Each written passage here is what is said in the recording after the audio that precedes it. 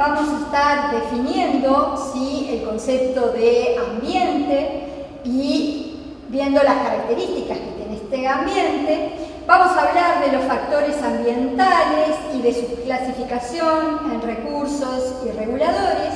Y por último vamos a estar analizando dos conceptos íntimamente relacionados con el tema del ambiente, como lo son hábitat y nicho ecológico, ¿sí? Y vamos a ver algún ejemplo de la aplicación de estos conceptos en agronomía. Entonces, decíamos que la ecología estudia la relación entre los organismos y el ambiente. Esa es la definición de esta ciencia. Necesitamos entonces definir o saber qué entendemos por ambiente, ya que existen muchas definiciones del tema del concepto ambiente. Varias de ellas las vamos a estar analizando en la segunda unidad de este curso de Ecología, Agricultura y Ambiente, pero ahora vamos a considerar al ambiente como aquel conjunto de factores externos o que rodean a un individuo, población o comunidad, como acabamos de definir los distintos niveles de organización, y que ese conjunto de factores afectan de manera directa o indirecta a esos organismos. Dichos factores pueden ser abióticos o bióticos. Esto quiere decir factores vivos, ¿sí?, o no vivos, físicos. Algunas características que presenta el ambiente son la heterogeneidad en el espacio, ¿sí?, y dicha heterogeneidad, ¿sí?, la podemos ver, analizar a distintas escalas, ¿sí?, a una escala grande, como puede ser el nivel de paisaje.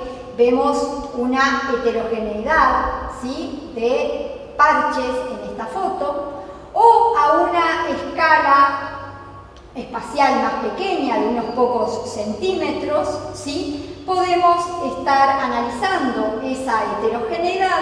Por ejemplo, ¿sí?, en este caso, una hoja, ¿sí?, las partes de esa hoja que estén sombreadas, las que estén con incidencia de la luz directa. Y también otra característica importante del ambiente es su variabilidad en el tiempo. En este caso les muestro una foto tomada en el mismo sitio, ¿sí?, de una selva baja caducifolia en el estado de Oaxaca, en México, en dos momentos del año. En el momento en la estación de las lluvias, ¿sí?, donde vemos una vegetación muy tupida, ¿sí?, de selva baja precisamente, y en la estación de secas, donde precisamente la vegetación pierde las hojas y eso marca una notoria variabilidad en el tiempo de ese ambiente. El ambiente, ¿sí?, es, como decíamos en su definición, un conjunto de factores, ¿sí?, y tiene esta característica de ser multifactorial. Esto quiere decir que ese conjunto de factores se expresan, ¿sí?, simultáneamente. Esos factores, ¿sí?, del ambiente los vamos a poder clasificar como recursos o como reguladores. Vamos a analizar primero qué es un recurso, qué factor ambiental lo estamos definiendo como recurso.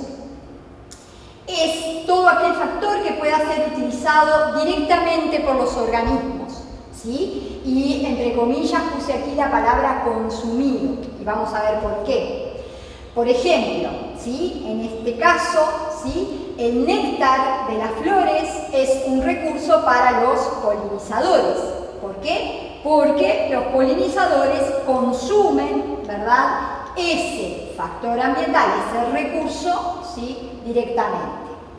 Otros ejemplos de recursos, ¿sí?, son, en el caso de las plantas, la luz, el agua y los nutrientes, ¿verdad? Y acá viene la explicación de por qué el consumido estaba así, puesto entre comillas, porque la luz, ¿verdad?, no es un concepto como en el caso del agua y de los nutrientes, que sí son consumidos, ¿verdad? Sí es un recurso porque lo utiliza directamente, ¿sí?, al igual que el agua y los nutrientes, pero bueno, con esta salvedad de que no es que la consuman estrictamente. ¿Qué es un regulador? O sea, el otro grupo de factores ambientales que les comentaba. Es un factor ambiental que va a incidir en la naturaleza y en la velocidad de utilización de los recursos que acabamos de definir.